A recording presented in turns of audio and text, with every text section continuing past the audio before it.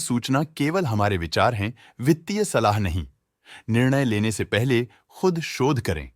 किसी भी लाभ या हानि के लिए हम उत्तरदायी नहीं हैं। बेयर क्रॉपसाइंस ने अपनी नई शेयर होल्डिंग रिपोर्ट्स रिलीज की हैं, जो फाइनेंशियल ईयर के क्वार्टर और पहले हाफ को कवर करता है, जो सितंबर 2024 के 30 तक चलता है। ये रिपोर्ट कंपनी के शेयर्स की डिटेल्ड जानकारी देता है, जिसमें promoters, promoter groups, foreign investors, public investors और सरकारी एंटिटीज शामिल हैं। पब्लिक द्वारा हेल्ड शेयर्स का परसेंटेज 12.47% से इंक्रीज होकर 2024 के सितंबर में 13.19% तक का इंक्रीज से देखा गया।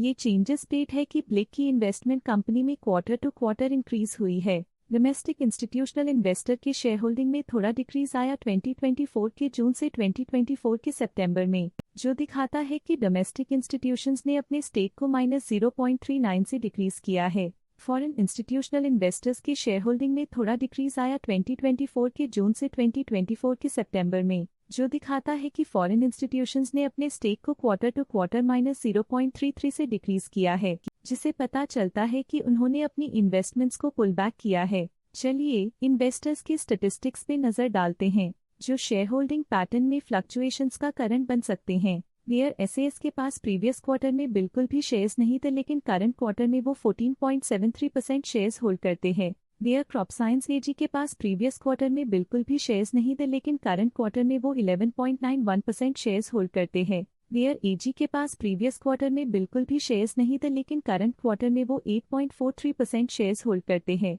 बेयर एग पिछले क्वार्टर में 8% शेयर्स होल्ड करते थे, लेकिन इस क्वार्टर में उन्होंने कंपनी से एग्जिट ले लिया है। म्यूचुअल फंड स्लैश ने अपने हिस्से को पिछले क्वार्टर में 9.61% से डिक्रीज करके 9.06% पे ले आए हैं। ये कंसेक्यूटिव क्वार्टर्स में -0.55% स्टेक्स डिफरेंस दिखाता है। लेटेस्ट क्वार्टर में Nippon life India trustee limited A C Nippon India small cap fund में स्टेक होल्डिंग में इंक्रीज देखा, जिसमें 0.01% का अपटिक देखा गया। लेटेस्ट क्वार्टर में ऑल्टरनेट इन्वेस्टमेंट फंड्स ने स्टेक होल्डिंग में इंक्रीज देखा, जिसमें 0.41% का अपटिक देखा गया। इंश्योरेंस कंपनीज ने अपने हिस्से को पिछले क्वार्टर में 2.78% से डिक्रीज करके 2.53% पे ले आए हैं। ये कंसेक्यूटिव क्वार्टर्स में -0.25% स्टेक्स डिफरेंस दिखाता है। HDFC life insurance company limited ने अपने हिस्से को पिछले क्वार्टर में 1.23% से डिक्रीज करके 1.14% पे ले आए हैं। ये कंसेक्यूटिव क्वार्टर्स में -0.09% स्टेक्स डिफरेंस दिखाता है। Quant mutual fund quant small cap fund current quarter में 1.78% शेयर्स के साथ कंपनी में एंटर किया, जबकि प्रीवियस क्वार्टर में उनके पास 0% शेयर्स थे।